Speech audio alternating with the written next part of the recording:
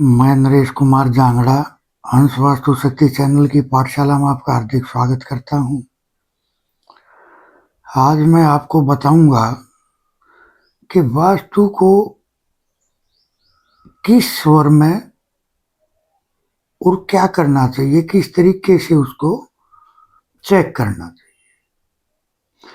देखिए सर, स्वर विज्ञान और वास्तु की रेमेडी ये दोनों एक दूसरे से बहुत ज्यादा कनेक्ट हैं।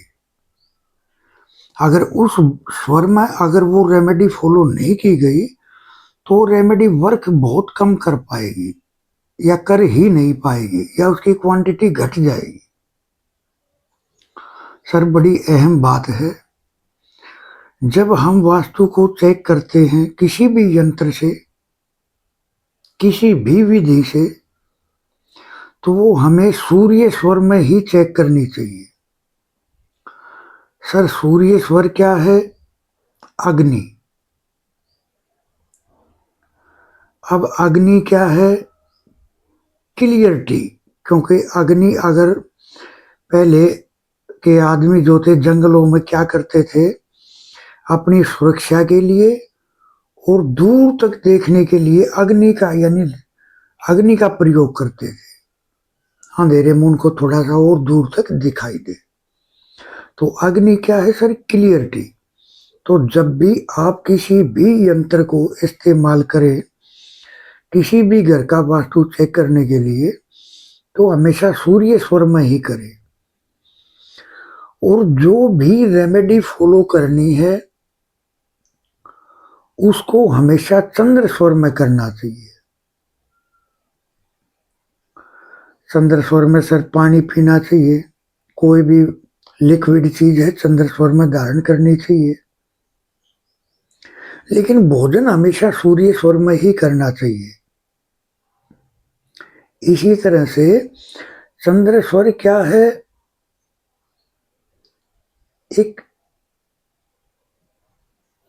चंद्र स्वर में एक रेमेडी, जैसे किसी विशेष नक्षत्र में अगर किसी भी वृक्ष की जड़ ली जाए तो उस नक्षत्र के विशेष दिन उस पेड़ की जो शक्ति है, यानी जो उसकी पेड़ की जो देव एनर्जी है, वो उसमें 100% तेज हो जाती है, यानी उसका तेज बढ़ जाता है,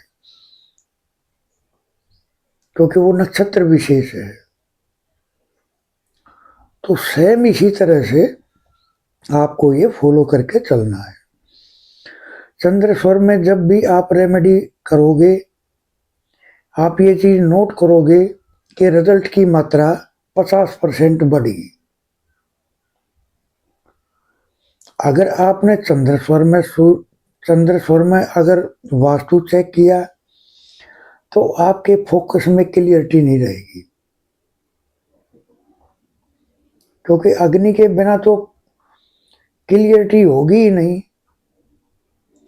देखिए सर, अग्नि, अब ये जो हमारी जो दृष्टि है वो क्या है?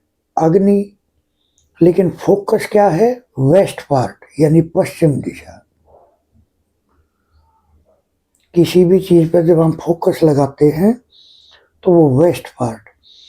तो वास्तु की जो भी रेमेडी है वो हमेशा चंद्र स्वर में करके चलनी चाहिए आपको।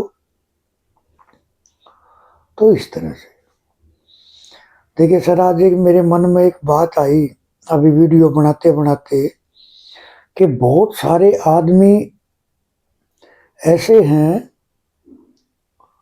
जो बीमारी की किसी हद तक चले जाते हैं और यानी उनकी बीमारी भी जाने का नाम ही नहीं ले पाती। देखिए सर, आप उस मकान के SSW इस पार्ट को चेक करें। अगर आप इस पार्ट को चेक करोगे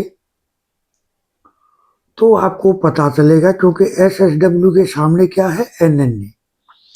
इन दोनों में जब आमने सामने अगर कोई दिक्कत आ जाएगी तो बीमारी जन्म ले लेगी।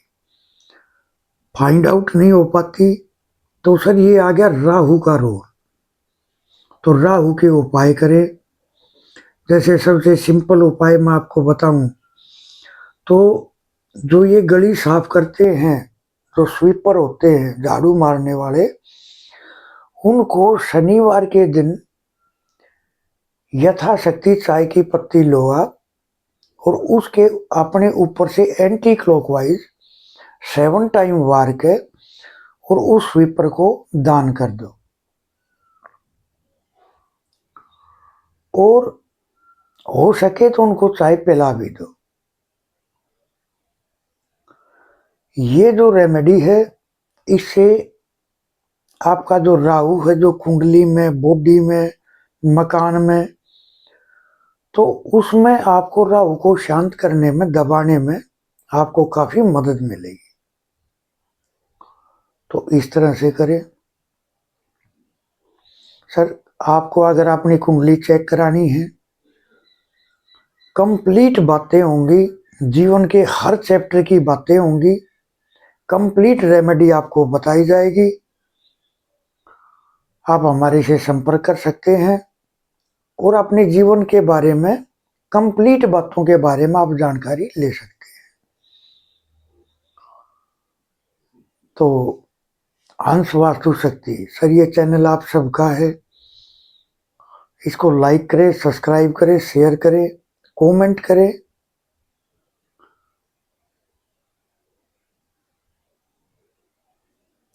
आठ क्लासें हैं सर रेमेडी की, 79 रेमेडीज हैं, आप ले सकते हो,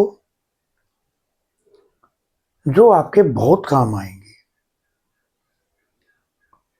तो इस तरह से खैर, थैंक यू, धन्यवाद, नमस्कार।